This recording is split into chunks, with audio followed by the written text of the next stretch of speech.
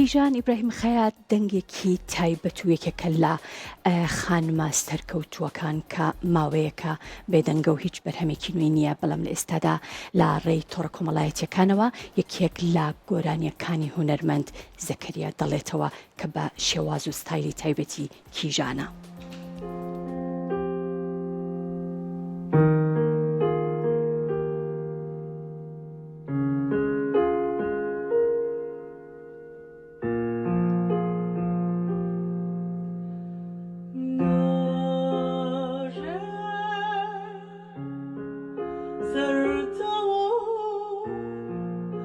هونەرمەند کیژان ئیبراهیم خەیات یەکێک لە خانمە هونەرمەندە دەنگخۆشەکان و خاوەنی چەندین بەرهەمی ناوازەیە.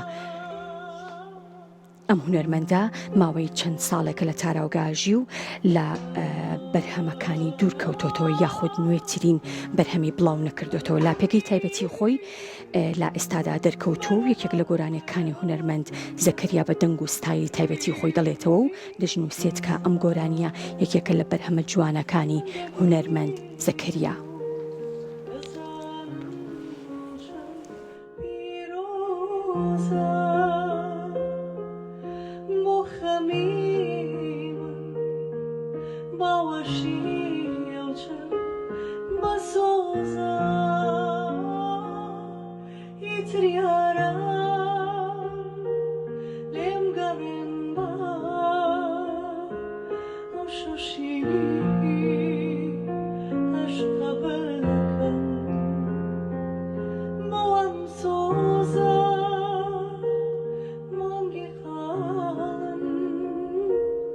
چه روی